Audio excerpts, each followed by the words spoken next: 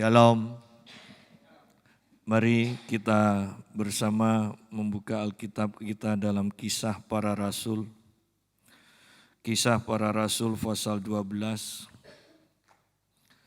ayat yang pertama mulai. Yakobus mati, Petrus dilepaskan dari penjara.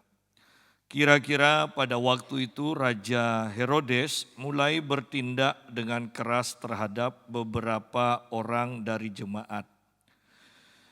Ia menyuruh membunuh Yakobus, saudara Yohanes, dengan pedang. Ketika ia melihat bahwa hal itu menyenangkan hati orang Yahudi, ia melanjutkan perbuatannya itu dan menyuruh menahan Petrus. Waktu itu hari raya roti tidak beragi. Setelah Petrus ditangkap, Herodes menyuruh memenjarakannya di bawah penjagaan 4 regu. Masing-masing terdiri dari 4 prajurit. Maksudnya ialah supaya sehabis Paskah, ia menghadapkannya ke depan orang banyak. Demikianlah Petrus ditahan di dalam penjara. Tetapi jemaat dengan tekun mendoakannya kepada Allah.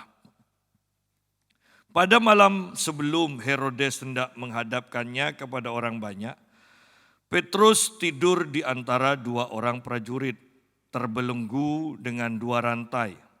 Selain itu, prajurit-prajurit pengawal sedang berkawal di muka pintu. Tiba-tiba berdirilah seorang malaikat Tuhan dekat Petrus dan cahaya bersinar dalam ruang itu. Malaikat itu menepuk Petrus untuk membangunkannya, katanya, "Bangunlah segera."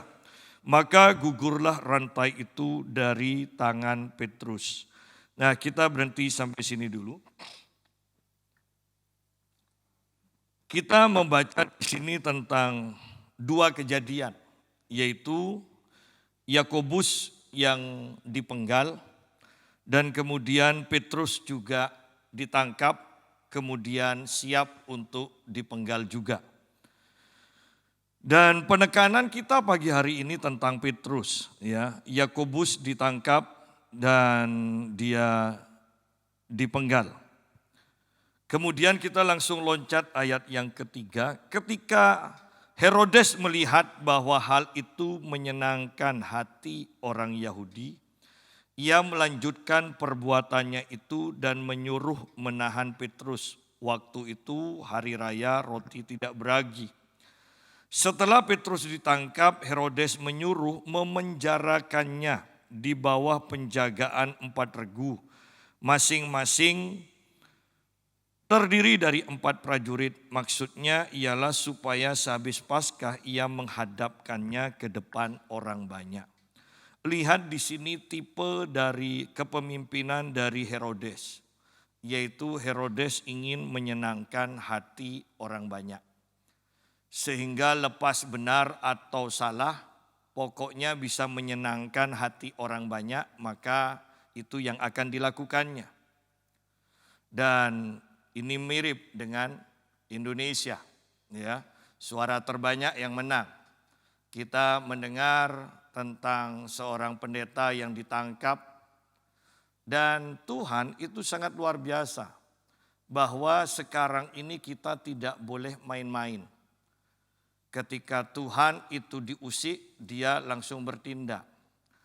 Saat pendeta itu ditangkap, maka gempa pun terjadi pada hari yang sama. Dan hanya pertobatan yang bisa menolong Indonesia. Karena sekarang pun COVID meningkat. Ya, COVID meningkat.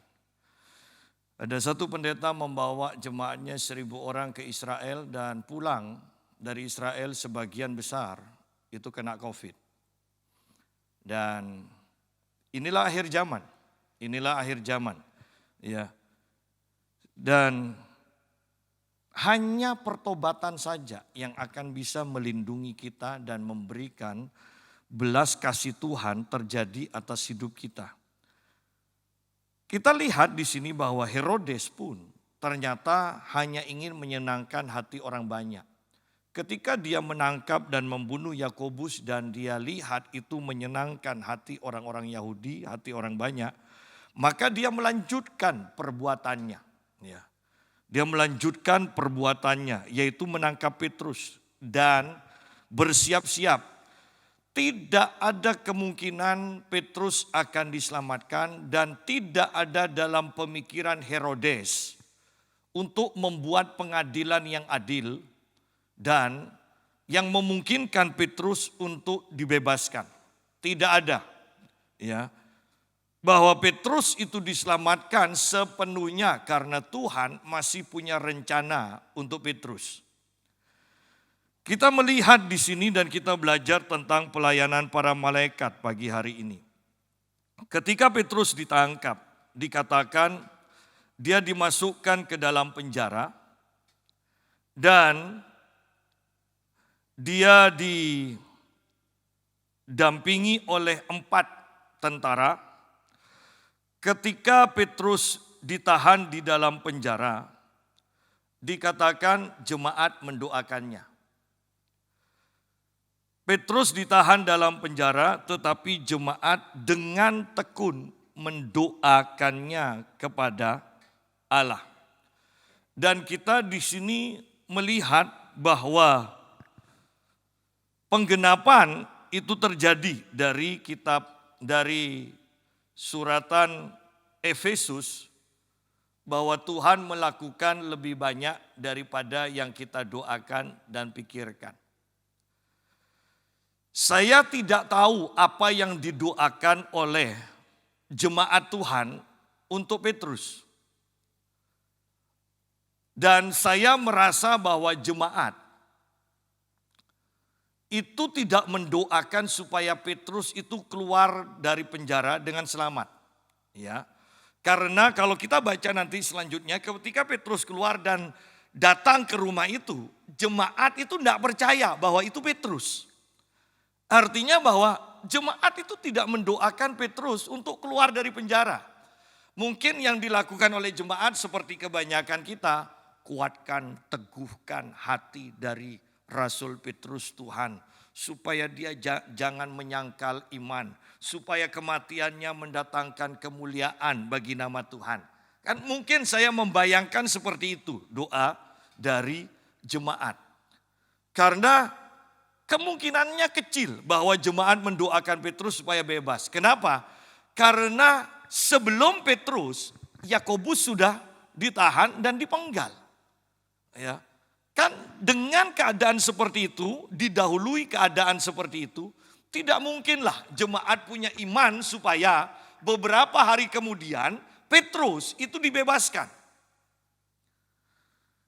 Saya percaya yang didoakan jemaat adalah supaya Petrus kuat imannya, supaya keluarga yang ditinggalkan tabah dan sebagainya, Roh Kudus memberikan penghiburan. Itu doa yang umum. Tetapi jemaat dengan tekun mendoakannya kepada Allah. Ayat 6, pada malam sebelum Herodes hendak menghadapkannya kepada orang banyak, Petrus tidur. Petrus tidur di antara 2 orang prajurit, terbelenggu dengan 2 rantai. Artinya Petrus ini sudah di dalam penjara, dirantai, kiri kanan dirantaikan kepada 2 penjaga. Ya. Tetapi luar biasanya kita melihat di sini Petrus tidur, bukan Petrus tertidur. Bahwa tanpa sadar ketika jemaat berdoa, tentunya sebagian ada yang berbahasa roh, tidak tahu apa yang didoakan, tetapi Roh Kudus yang pimpin dalam doa itu. Dan hal ini memberi kekuatan kepada Petrus, sehingga Petrus bisa tidur di dalam penjara, dirantai, ya. Kemudian juga rantainya itu dirantaikan lagi kepada 2 penjaga, berarti kan tidak enak posisinya. Dan ini bukan karena kecapean, bukan karena kelelahan, Petrus tertidur. Di sini dikatakan Petrus tidur. Berarti atas kemauannya sendiri. Anda bisa bayangkan damai sejahtera Allah yang melampaui segala akal yang melingkupi hati dan pikiran Petrus. Sehingga di dalam penjara pun Petrus bisa tidur. Ya. Kemudian yang kedua adalah kekuatan dari firman. Kita lihat di dalam kitab Injil Yohanes pasal terakhir, pembicaraan Tuhan Yesus dengan Petrus. Pasal terakhir, Injil Yohanes pasal terakhir ayat yang ke-18. Aku berkata kepadamu, sesungguhnya ketika engkau masih muda, engkau mengikat pinggangmu sendiri, dan kau berjalan kemana saja kau kehendaki. Tetapi jika engkau sudah menjadi tua, engkau akan mengulurkan tanganmu dan orang lain akan mengikat engkau dan membawa engkau ke tempat yang tidak kau kehendaki. Dan hal ini dikatakannya untuk menyatakan bagaimana Petrus akan mati dan memuliakan Allah. Sesudah mengatakan demikian, Yesus berkata pada Petrus, ikutlah aku. Jadi Petrus sudah mendapatkan firman. Petrus sudah tahu kapan dia akan mati, yaitu di hari tuanya. Sehingga ketika Petrus ada di dalam penjara, kan Petrus masih muda. Sedangkan dia mendapatkan firman dari Yesus yang tidak pernah berdusta, yang setiap perkataannya pasti terjadi. Dan Yesus katakan, pada waktu engkau sudah tua. Sederhananya, engkau akan tua dan engkau akan mati pada waktu tua itu. Bukan pada waktu muda. Ya. Kemudian, Petrus pun dikatakan, dia sendiri yang akan mendatangi orang, di mana orang itu akan menangkapnya. Dan kita tahu sejarah gereja, bahwa ketika Yerusalem dihancurkan, orang-orang Kristen ditangkap, Petrus mau melarikan diri. Dia mau keluar dari kota itu. Tetapi ketika dia sampai di pintu gerbang, pintu keluar, dia bertemu dengan Yesus yang mau masuk ke kota itu. Dan Petrus mengenali Yesus. Petrus berkata, Tuhan, engkau mau kemana? Dan Tuhan Yesus katakan, aku mau masuk untuk disalibkan yang kedua kalinya. Dan kemudian Petrus katakan, Tuhan jangan, biarkan aku saja sekarang yang disalibkan. Dan kemudian Petrus kembali masuk dan dia disalibkan. Dan dia mengatakan, salibkan aku dengan kepala di bawah. Karena aku tidak layak untuk mati sama seperti Tuhanku. Ya. Jadi Petrus sendiri yang masuk. Itu terjadi. Tetapi sekarang belum waktunya. Petrus masih muda. Petrus ditangkap dan dikatakan Petrus tidur. Yang pertama, yang karena kekuatan doa dari jemaat yang tekun mendoakan. Ya, tekun, mungkin kalau saya perhatikan kata tekun, ini ada doa rantai. Ya kan, tekun berarti kan terus dilakukan. Ada doa rantai khusus untuk Rasul Petrus. Karena didoakan maka Petrus mengalami damai sejahtera Allah. Sehingga dia bisa tidur di dalam penjara. Kalau tidak damai, ya kita mau pakai spring bed yang terbaik pun ternyata banyak orang tidak bisa tidur. Lebih luar biasa lagi, dikasih obat tidur pun tidak bisa tidur. Ya. Ada yang sampai bertahun-tahun tidak bisa tidur. Ya. Bayangkan keadaan Petrus karena doa, karena firman Tuhan yang diucapkan oleh Yesus, dia bisa tidur di dalam penjara. Anda bisa bayangkan kalau Petrus bergerak, itu rantai akan bunyi. Ya, atau rantai akan tertarik. Dan dalam keadaan seperti itu, Petrus bisa tidur. Saya katakan Petrus bisa tidur nyenyak.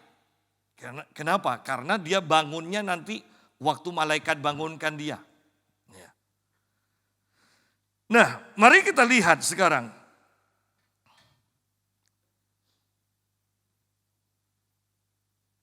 Kalau kita perhatikan di sini, siapa sih Petrus sampai dikawal seperti ini? Ya, lihat di sini. Petrus tidur di antara dua orang prajurit terbelenggu dengan dua rantai. Selain itu prajurit-prajurit pengawal sedang berkawal di muka pintu.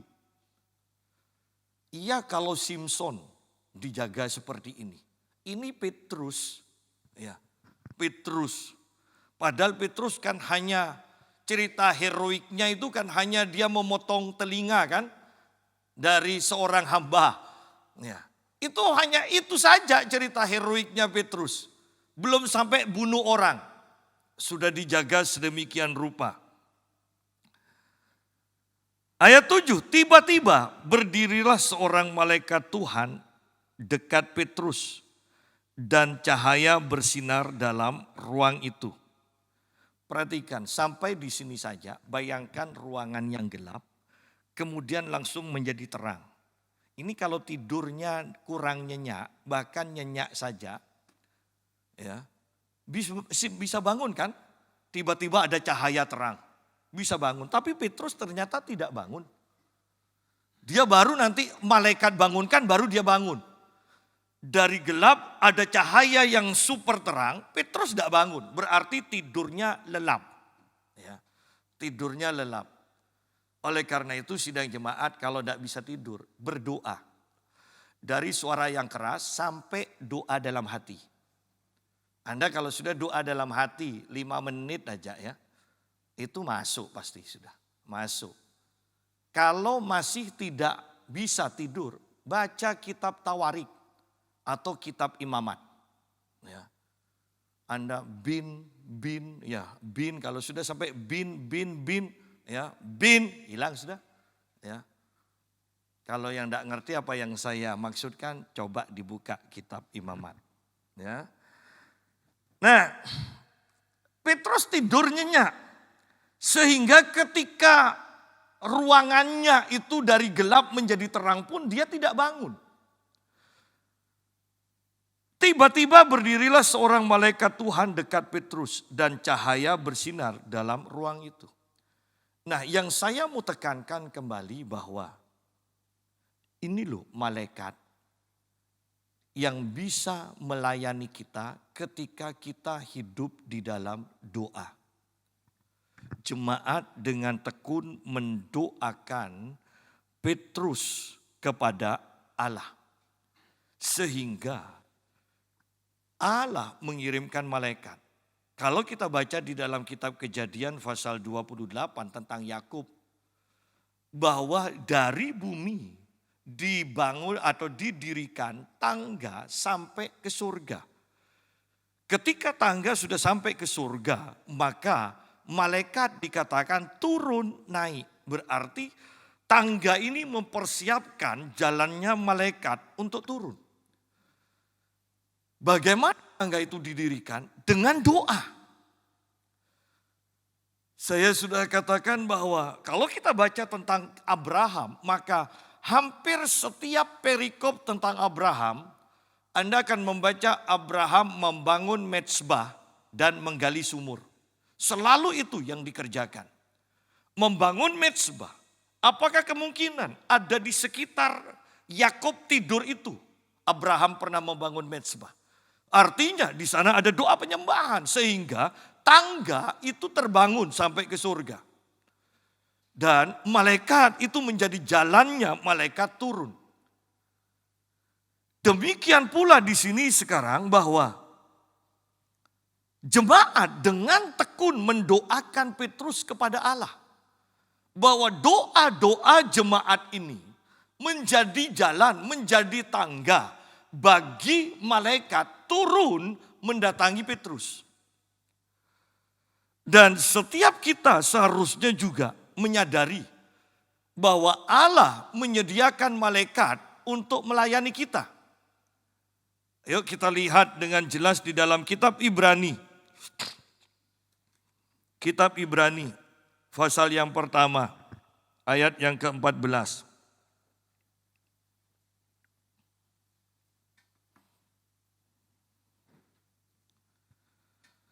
Bukankah mereka semua adalah roh-roh yang melayani? Kalau Anda baca dari awal, Anda akan membaca bahwa ini berbicara tentang malaikat, ya.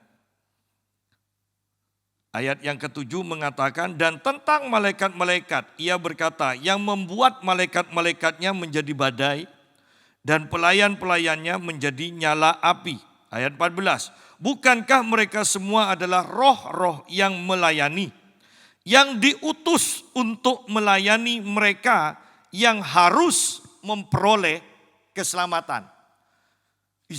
Yesus sendiri berkata bahwa jangan merendahkan anak kecil. Karena anak kecil itu ada malaikat mereka yang selalu memandang kepada Bapa di surga. Ya. Jadi dengan ayat-ayat ini kita tahu Tuhan menyediakan malaikat bagi orang-orang yang selamat, yang diselamatkan. Termasuk kita tentunya, orang-orang yang diselamatkan. Tuhan menyediakan malaikat. Tetapi malaikat ini tidak akan melayani kita tanpa kita hidup di dalam doa. Setiap kita yang berdoa dan terus hidup di dalam doa, maka malaikat itu akan terus berjalan bersama kita, siap kapanpun juga untuk melayani kita.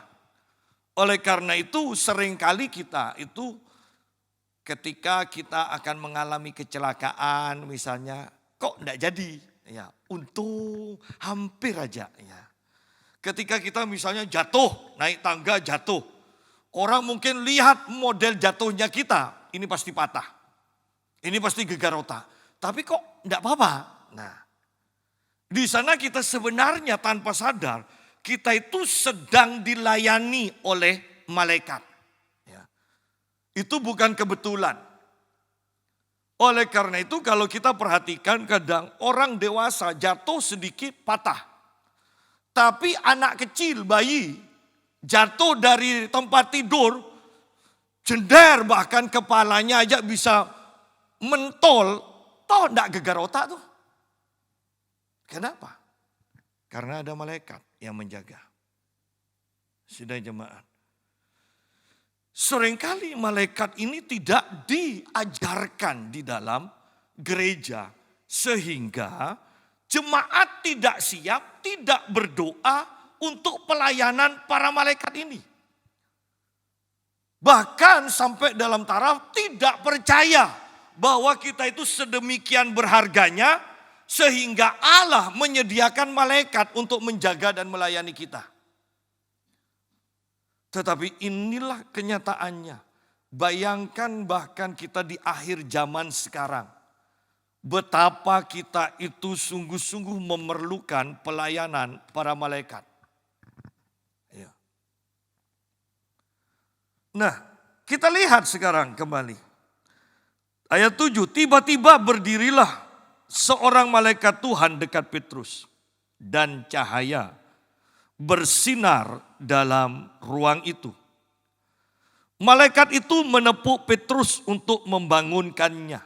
Malaikat itu menepuk Petrus untuk membangunkannya. Katanya, bangunlah segera. Maka gugurlah rantai itu dari tangan Petrus. Sidang jemaat, kita perhatikan di sini kalau malaikat saja berbicara, rantai bisa gugur. Bisa bayangkan kalau Tuhan yang berfirman. Loh ini malaikat loh berbicara, rantai di tangan Petrus itu gugur. Hancur, lepas. Bayangkan kalau Tuhan kita.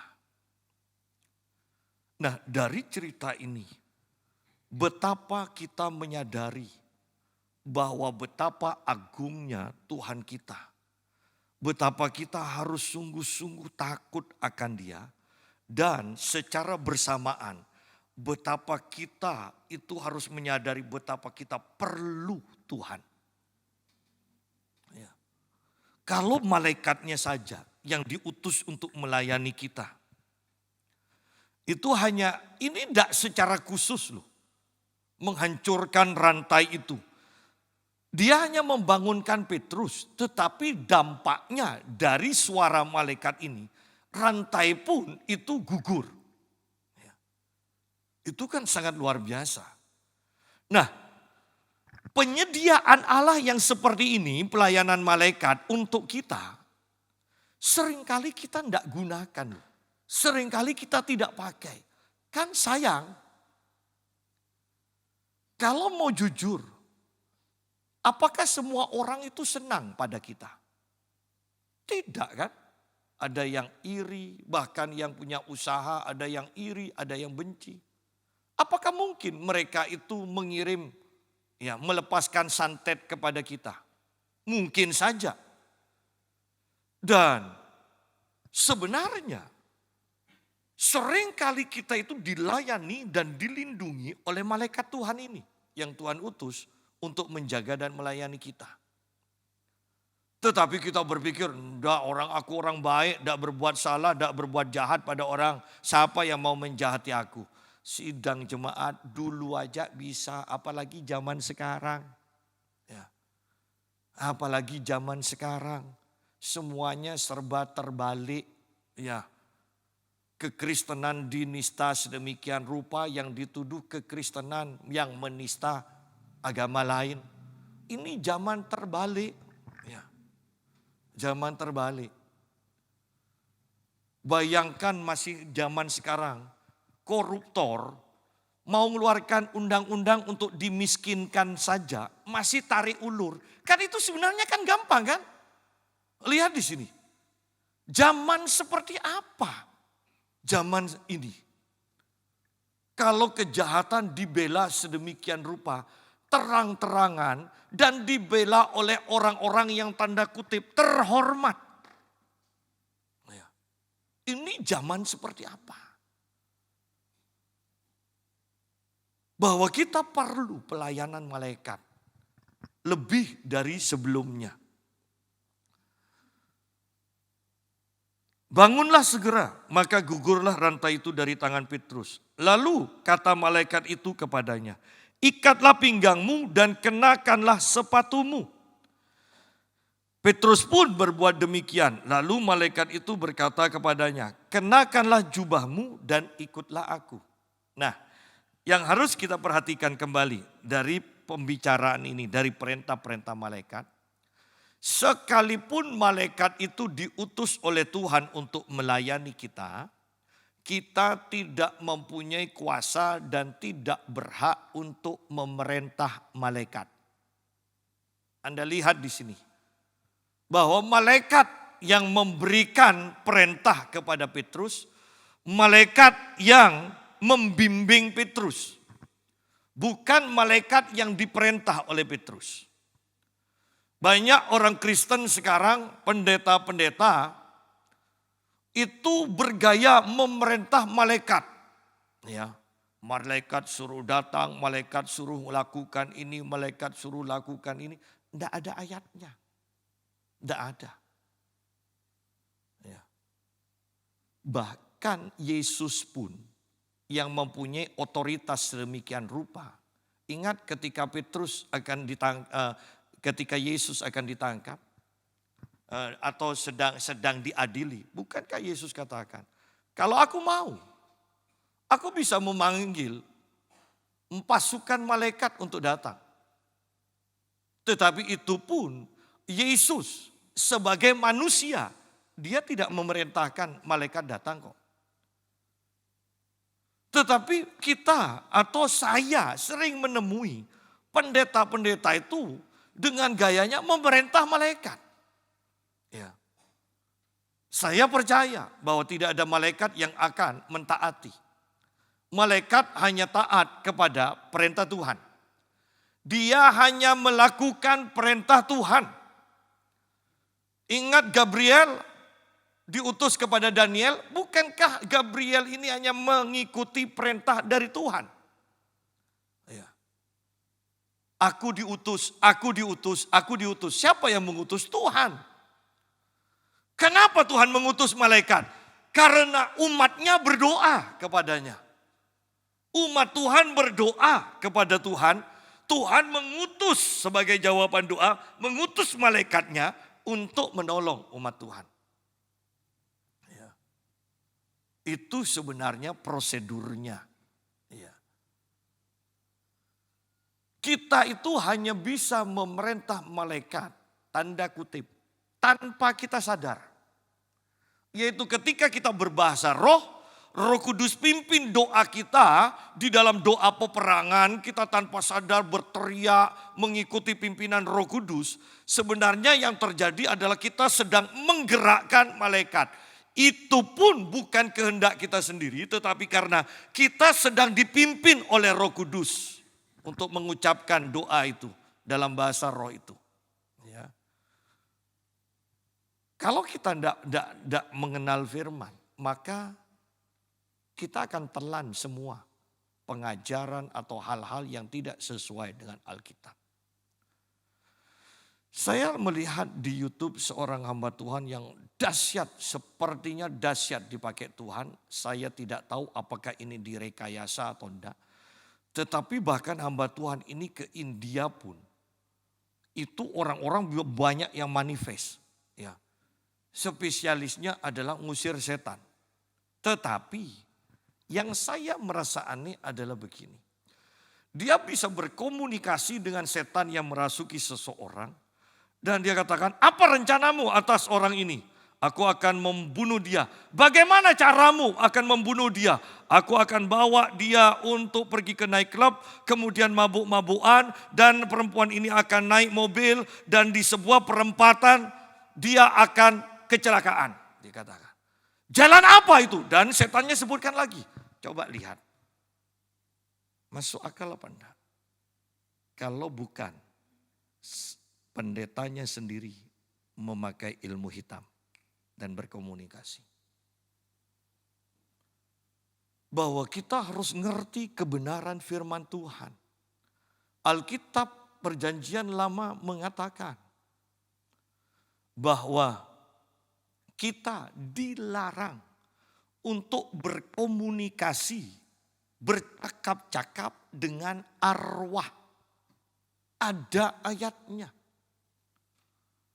Bukankah ketika kita berkata-kata dengan setan yang merasuki itu, kita berkomunikasi. Yesus selalu mengatakan diam kepada roh jahat. Ya.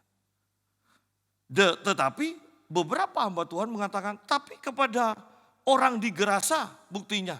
Kepada legion Yesus berkata-kata, oh tidak. Yesus itu bertanya kepada orang itu, siapa namamu? Tetapi karena orang itu 100% dikuasai oleh legion, maka yang menjawab adalah legionnya. Aku adalah legion. Bukan Yesus itu bertanya kepada legion itu siapa namamu. Yesus sudah tahu kok, tidak usah tanya. Ya. Ketika kita tidak mengetahui kebenaran, kita akan terjebak loh. Ingat tentang Raja Saul yang ingin ketemu dengan arwah dari Nabi Samuel. Dia datang ke dukun.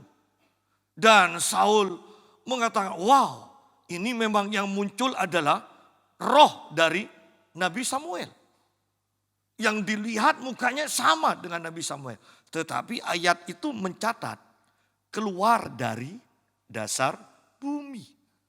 Kalau memang itu dari rohnya Samuel, turun dari atas. Bukan keluar dari bumi. Lihat di sini. Bahwa setiap kita sungguh-sungguh harus belajar firman Tuhan. Karena di akhir zaman banyak penyesatan. Banyak sekali penyesatan. Kalau kita lihat bagaimana Rasul Paulus, Rasul Petrus mengusir setan. Dia tidak berkomunikasi. Tidak tanya jawab dengan roh jahat. Ya. Bahkan sampai roh jahat itu memberitahu caranya. Dia akan bunuh, kan ini hanya untuk gaya-gayaan aja di depan jemaat kan. Zaman sekarang banyak penipuan. Oleh karena itu saya tekankan, pelajari sungguh-sungguh firman Tuhan. Supaya kita tidak disesatkan. Ada seorang hamba Tuhan kalau sudah nyembah kemudian dia tangkap di udara dan dia tunjukkan batu permata. Dan kemudian mari kita menyembah lagi. Tangkap lagi dapat batu permata. Loh kemudian iya kalau banyak dapatnya kemudian dibagi-bagi ke jemaat kemudian suruh jual kaya semua. Orang ini enggak kok hanya tangkap kantongi mari kita nyembah lagi. Bukankah dukun pun ketika dia mencari pusaka dia akan bersemedi dan dia bisa menangkap keris dari alam roh. Dia menangkap batu cincin dari alam roh yang mempunyai kesaktian. Sidang jemaat hati-hati, di zaman sekarang semuanya serba ada. Anda ingin apa? Setan bisa kasih. Ya. Oleh karena itu firman, kembali saya tekankan firman. Firman yang harus kita pelajari sungguh-sungguh. Nah, mari kita lihat kembali.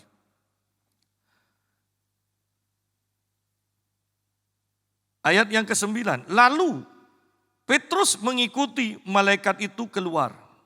Dan ia tidak tahu bahwa apa yang dilakukan malaikat itu sungguh-sungguh terjadi. Sangkanya ia melihat suatu penglihatan. Ya. Karena penglihatan itu ada yang membuat kita sepenuhnya tidak sadar akan keadaan sekeliling. Ada penglihatan yang kita tetap sadar keadaan sekeliling kita. Ya. Dan Petrus menyangka pengalamannya ini, malaikat datang dan membebaskan dia, itu adalah penglihatan. Ya. Padahal bukan, ini kenyataan. Sidang jemaat. Walaupun penglihatan itu juga adalah pengalaman yang sesungguhnya, tetapi di alam roh, dan itu pasti juga akan terjadi dimanifestasikan di alam jasmani.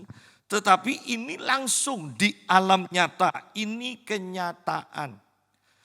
Saya tekankan Yesus tidak berubah. Dahulu, sekarang, dan sampai selama-lamanya. Berarti juga pelayanan malaikat Tuhan ini tidak berubah. Dia tetap, malaikat ini tetap bisa dan diperuntukkan untuk melayani kita juga. Ya. Tetapi bukankah iman timbul dari pendengaran? Kalau kita tidak pernah diajar soal kebenaran ini, maka kita juga tidak mendoakan, tidak beriman untuk mengalami pelayanan para malaikat. Ya. Bahkan saya tekankan, para dukun itu bisa melihat kok apakah kita itu disertai malaikat atau tidak. Para dukun bisa melihat apakah kita bisa disantet atau tidak. Mereka bisa melihat. Para dukun bisa mengetahui kekuatan rohani kita. Ya. Oleh karena itu, saya selalu berkata begini. Mengapa kita harus sungguh-sungguh sama Tuhan? Supaya kita tidak dipermalukan oleh roh-roh jahat. Mengapa kita harus menjaga pengurapan di dalam diri kita? Supaya kita tidak mempermalukan diri sendiri di hadapan jemaat. Maksudnya apa? Bahwa pengurapan yang ada pada kita, ketika kita melayani, bukankah bisa dirasakan oleh orang-orang yang kita layani? Mau pemuji, mau WL, mau pengkhotbah, pengurapan itu bisa dirasakan. Oleh karena itu mari kita sungguh-sungguh dengan Tuhan. Sangkanya ia melihat suatu penglihatan. Artinya kalau kita lihat di sini, ayo kita lihat sungguh-sungguh. Ada kuasa dari doa sehingga kita harus berdoa. Ada pelayanan malaikat yang diperuntukkan bagi orang-orang percaya sehingga kita harus punya iman dan beriman bahwa malaikat itu melayani kita. Yang ketiga yang kita lihat di sini, ada penglihatan bahwa semua ini adalah hak dari orang-orang yang percaya. Pelayanan malaikat tidak pernah, doa bilang tidak kuat, penglihatan tidak pernah. Lalu kita ini jadi Kristen ini apa sih pengalaman kita dengan Tuhan? Apa yang Tuhan sediakan bagi kita yang kita nikmati? Tidak ada Pak, saya hanya nikmati kursi gereja aja, bikin hangat kemudian pulang. Loh, jangan. Banyak hal-hal istimewa dan luar biasa yang Tuhan siapkan bagi kita loh. Kalau dukun saja bisa bergaya sok hebat dengan roh-roh jahat yang menyertainya. Loh, bukankah kita juga bisa berbangga bahwa ada malaikat yang melayani kita, yang selalu menyertai kita. Ya. Ayat yang ke-10, setelah mereka melalui tempat kawal pertama dan tempat kawal kedua, sampailah mereka ke pintu gerbang besi yang menuju ke kota. Pintu itu terbuka dengan sendirinya bagi mereka. Sesudah tiba di luar, mereka berjalan sampai ke ujung jalan. Dan tiba-tiba malaikat itu meninggalkan dia. Tugasnya selesai. Tetapi lihat pelayanan malaikat. Tidak ada pintu yang tertutup, yang tetap tertutup ketika malaikat akan lewat. Artinya bahwa ketika pekerjaanmu sudah buntu, ketika kesehatanmu tidak kunjung datang, bukankah kita juga membutuhkan pelayanan malaikat? Pak Yusa, aku hanya butuh Tuhan. Oh iya, tapi Tuhan sering utus malaikatnya juga, bahkan untuk kesembuhan. Ingat di kolam Bethesda, ada malaikat Tuhan yang sekali-sekali menggoncangkan air. Dan ketika orang yang pertama masuk ke air itu, apapun penyakitnya disembuhkan. Berarti ada malaikat yang bergerak untuk menyembuhkan. Ada malaikat yang ketika kita mengalami ketakutan, seperti Yesus ketika ketakutan di Taman Getsemani, bukankah ada malaikat Tuhan yang diutus oleh Bapa di surga untuk memberi kekuatan? Ketika Gideon ketakutan bersembunyi, ada malaikat Tuhan yang memberikan dia kekuatan. Sehingga Gideon tampil sebagai pahlawan. Bahwa seringkali malaikat itu diutus oleh Tuhan untuk melayani kita. Ketika kita kelaparan,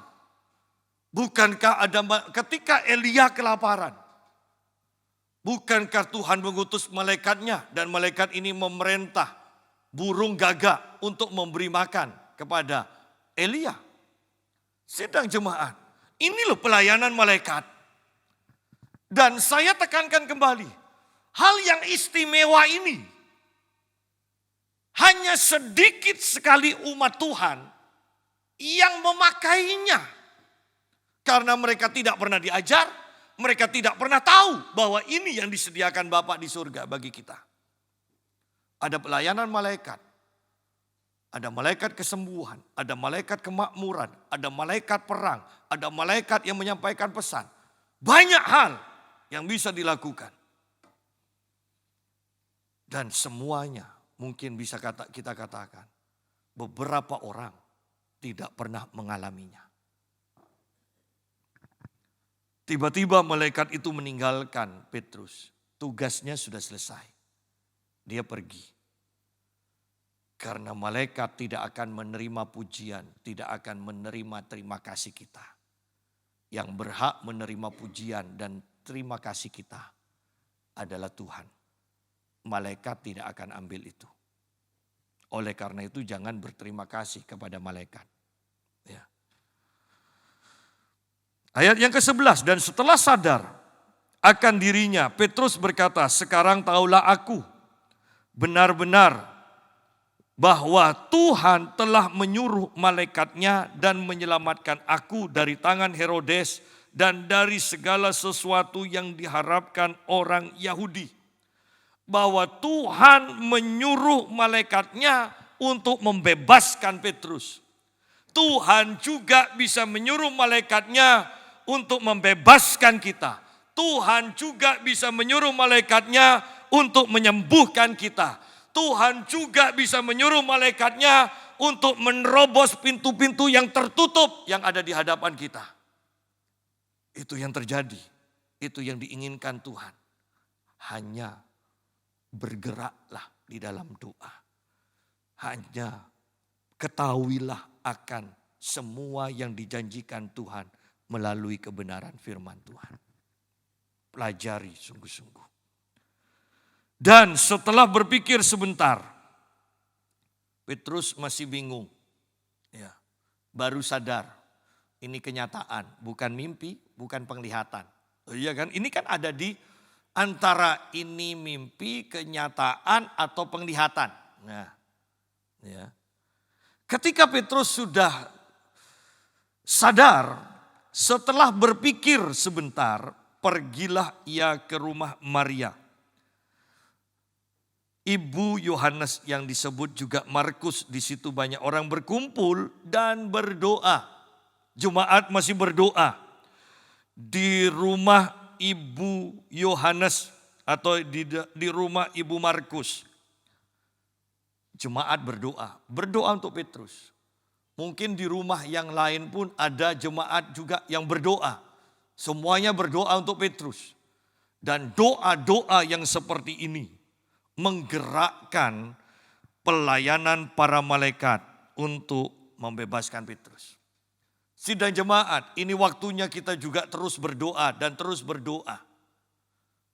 Kita menghadapi banyak hal, mungkin bencana alam, mungkin kejahatan, mungkin penyakit, mungkin perlakuan pemerintah yang tidak adil kepada orang-orang Kristen. Hanya masalah waktu kan kita juga akan mengalaminya. Tetapi mari ketahui bahwa ada pelayanan malaikat yang disediakan untuk kita. Yang akan membuat kita itu bercahaya sebagai pemenang. Hanya mulai berdoa. Dan teruslah berdoa. Bertekunlah berdoa. Berkumpullah juga dengan jemaat yang lain untuk berdoa bersama. Berkumpullah dengan jemaat yang lain dan mulai berdoa. Berdoalah juga secara pribadi dan terus berdoa. Sehingga apa yang Tuhan sediakan yaitu pelayanan malaikat. Itu akan dialami oleh kita semua. Ayat 13, dan ketika ia mengetuk pintu gerbang, datanglah seorang hamba perempuan bernama Rode untuk mengetahui siapa yang mengetuk itu. Ia terus mengenal suara Petrus. Tetapi karena girangnya ia tidak membuka pintu gerbang itu dan segera masuk ke dalam untuk memberitahukan bahwa Petrus ada di depan pintu gerbang. Ingat bahwa Rode ini tidak salah. Karena terlalu senang dia lupa untuk buka pintu. Hanya itu saja. Ya, dan dia memanggil orang lain. Rode tidak salah, terlalu senang. Tetapi yang salah itu para jemaat yang mendoakan. Coba lihat ayat yang ke-15. Kata mereka kepada perempuan itu, engkau mengigau. Akan tetapi ia tetap mengatakan bahwa benar-benar demikian, kata mereka, itu malaikatnya. Nah, berarti perhatikan, jemaat tidak percaya iya, tetapi jemaat percaya bahwa ada pelayanan malaikat. Sampai-sampai mereka mengatakan itu malaikatnya. Dan kalau kita perhatikan begini, ada ayat yang mengatakan seperti apa yang kita sembah, maka kita akan menjadi seperti itu. Ketika kita menyembah Tuhan yang hidup, maka kita akan dihidupkan. Ketika kita menyembah berhala yang mati, maka kita juga akan mengalami kematian. Ya. Ketika kita bergaul dengan seseorang, sifat-sifat kita akan mulai menjadi sama. Suami istri yang awalnya banyak ketidaksamaan, lama-lama sama, bahkan bisa-bisa wajahnya pun menjadi agak mirip. Ya, karena ngumpul terus.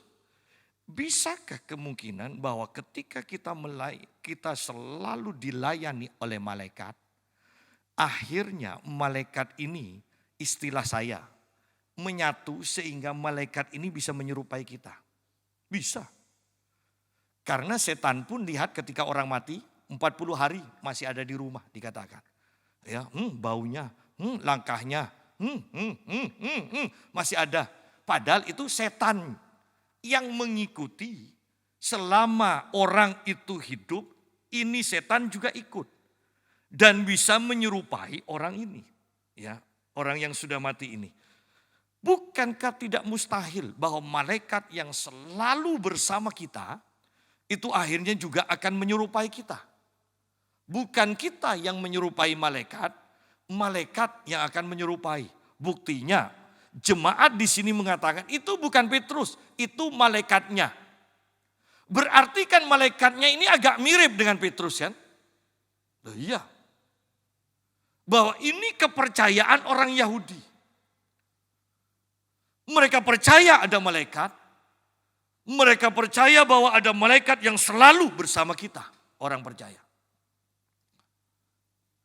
Bukankah tragis di zaman akhir di mana para malaikat itu bekerja dengan keras dan umat Tuhan sebagian besar tidak percaya dengan pelayanan malaikat, tidak percaya bahwa malaikat itu disediakan untuk melayani kita orang percaya. Ya.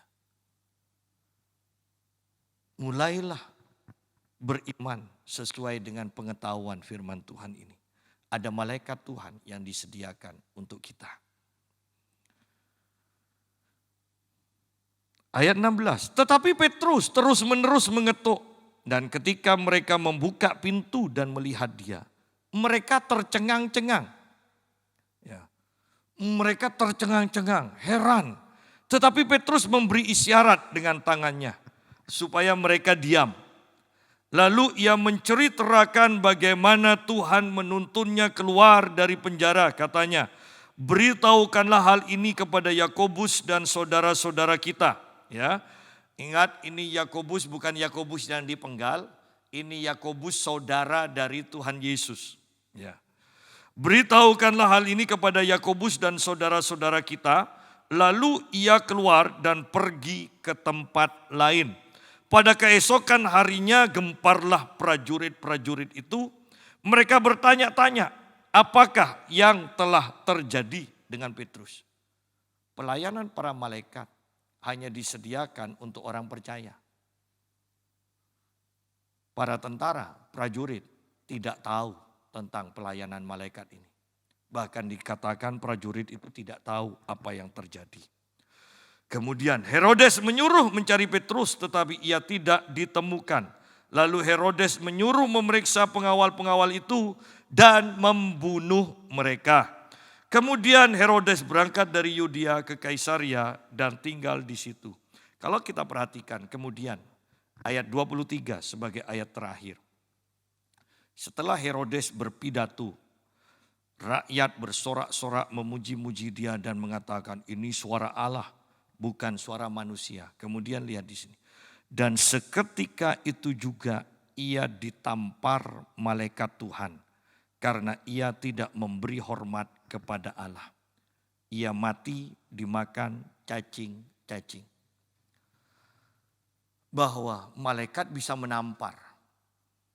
Dan rupanya ketika Herodes ditampar. Kalau dibawa ke dalam zaman sekarang dia stroke. Dan tidak mati-mati. Karena stroke dia tidak bisa bangun juga. Dia tidur terus. Akhirnya saya bayangkan punggungnya lecet. Punggungnya luka karena tidur terus. Karena lecet luka akhirnya keluar ulat. Dan pada akhirnya mati. Bukankah bisa kita membayangkan seperti itu? Tidak salah. Tetapi ingat ini loh pelayanan malaikat. Dia akan melindungi, melayani orang yang percaya, yang mengetahui kebenaran firman Tuhan ini. Tetapi dia juga siap untuk menjalankan penghukuman dari Tuhan untuk orang-orang yang menentang nama Tuhan. Indonesia butuh syafaat kita. Bahwa Indonesia kejar-kejaran antara pengampunan anugerah Tuhan karena kita berdoa dan Indonesia bertobat.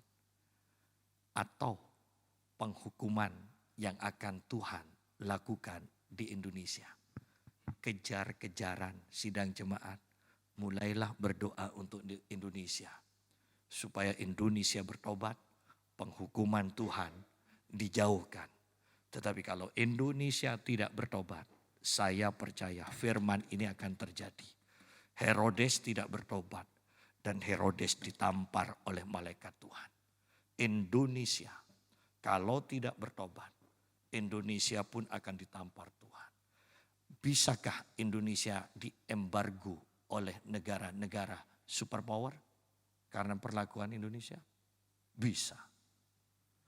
Dan ketika itu terjadi, bukankah kemiskinan naik akhirnya? Kejahatan, segala hal yang tidak diinginkan itu akan terjadi.